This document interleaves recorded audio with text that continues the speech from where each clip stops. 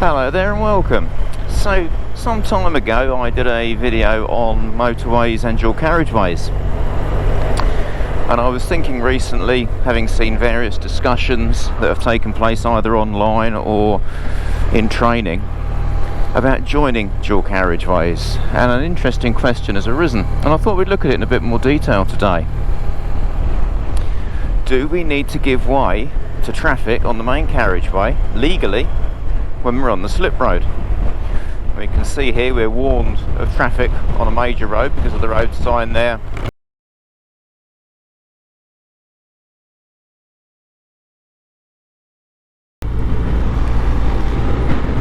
And we'll notice that we have some broken white lines here, but nowhere does it actually legally say you have to give way to traffic. So the next question is that broken white line a give way line, or is it just showing you the entrance to the dual carriageway? So I thought it's very easy when you're a professional and you teach or you train, or if you're in the police, prosecute, whatever it might be, the same things over and over again. Your mind gets set in a certain way and you just think, I know exactly what I'm talking about, this is how it is. And you do it, and you can do it for years. And then sometimes you'll look at something in a different way and you think, am I actually right? So I started going through the highway code again, certain I was going to find that it would say dual carriageway, you must give way to traffic on the major road when joining. And interestingly, I couldn't find anything of the sort. Didn't say anything at all. So I had to start digging further and researching more. Now, it was very simple on motorways. Rule 259 of the Highway Code, motorways, quite simply says that you should give way to traffic on the main carriageway. But then we come into the semantics of the word should. So should, when used in the Highway Code, is not a legal requirement. It's taken in its ordinary meaning. You should do, but you don't have to. So let's have a look at that in a little bit more detail. So I had a look at the traffic signs in the Highway Code, and there's a lot more traffic signs that can be used on the road that aren't actually shown in the Highway Code. Now, your traffic signs book will show you a lot more, but these ones are in the main Highway Code. And there are two signs there that give us a clue as to what the situation that might actually be. These signs show an indication of some broken white lines, and they state the priority of the traffic. And in both cases, the traffic priority is the traffic that is on the main carriageway. So that's very suggestive that traffic joining has to give way. So when reading the Highway Code, you'll see that Rule 133 states that for changing lane, you should check your mirror and move so as not to cause another vehicle to change course or speed.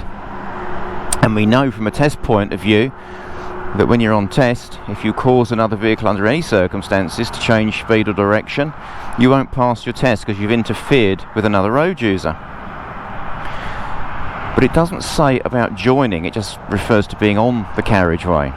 But surely that would apply as well. If you come up this slip road here and just push your way on and cause another vehicle to change speed or direction, do you not commit an offence?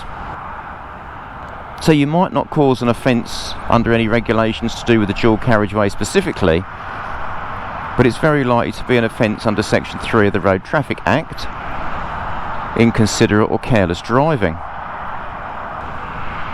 So Rule 172 relates to give way markings at junctions, and this is a junction surely, as we've said, and it states that there may be a triangle on the road or there may be a give way sign. Well, we have neither, and that's normal for a dual carriageway, but it goes on to say you must give way to traffic on the main road where there are broken white lines, what we call a Section 36 road sign, and also under various other legislation, traffic sign legislation as well. So the question is, are those broken white lines, as we've said, are they a give way line legally, or are they just a line that marks the boundary between the slip road and the main carriageway?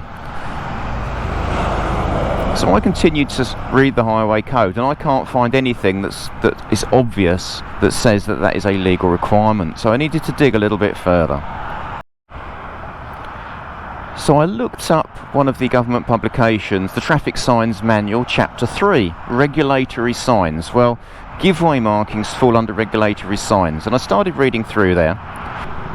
So having looked at the give-way markings, we see the traditional double broken white lines that we're all used to seeing, and I'm sure we know, that have a legal implication. And then I found a paragraph that said,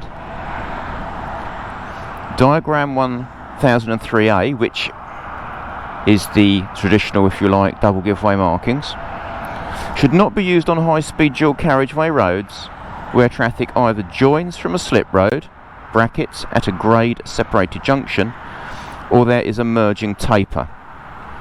At such sites, the marking to diagram 1010, and it says S11-410, should be used. See figure 3.7 and chapter 5.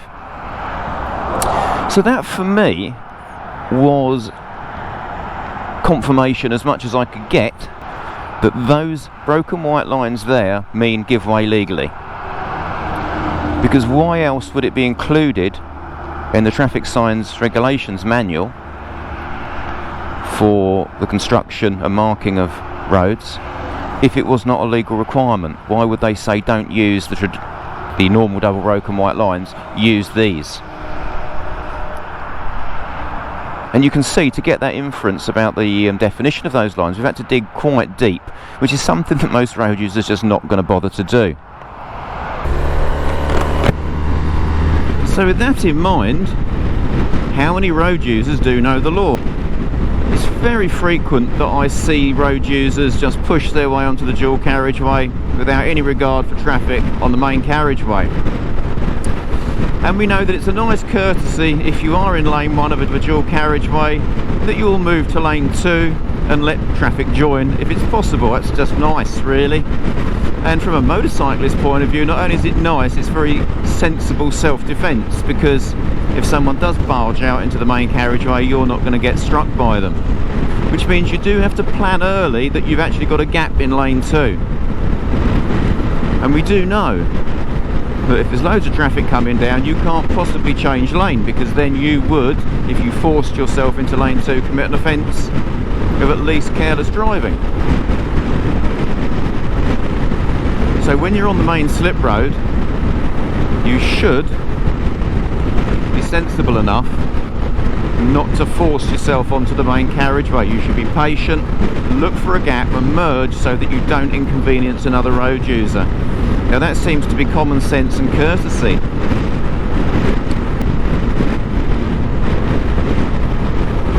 If you are on the main carriageway and you can move, just be nice, really. Don't be lazy. Get yourself out the way if it's safe to do so, and let the whole process take place.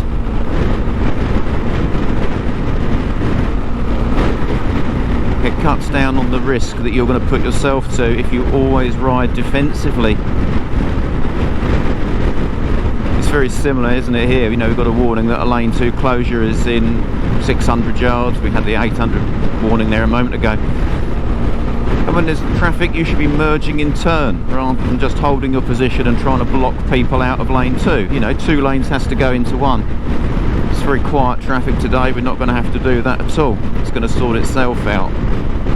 But it's the same sort of courtesy that we need to be looking for. And interestingly, that van behind me has just moved into lane 2 right at the last minute and has come back in again, which shows real poor observation. Didn't read the road signs, didn't see the cones, so he was probably looking no further than my motorcycle, which is really scary on a 70-mile-an-hour road, isn't it?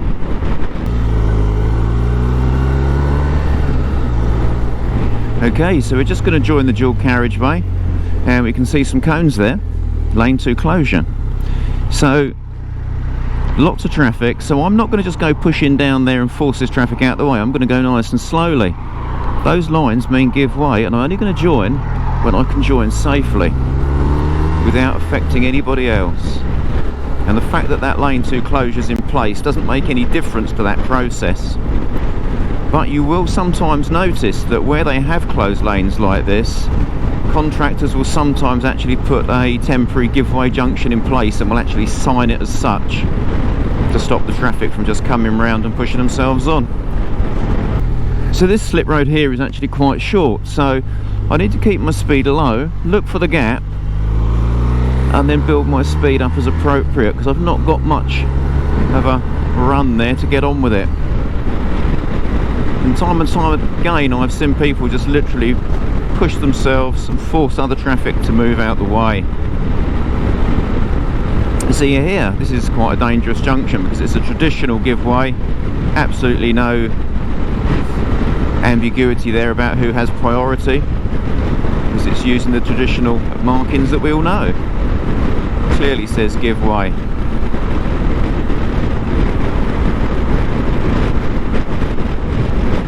So it's just a short video today, just really to look at that point in more detail. The bottom line is though, if you're on your test and you do cause someone else to change speed or direction, you will fail. And you'll fail because you've interfered with another road user, and also because by doing so you've also put yourself at risk. As a motorcyclist you are vulnerable, and if you adopt the car driver mentality of just pushing yourself on, if the vehicle in lane 1 doesn't or can't move over, you will be in a situation of collision.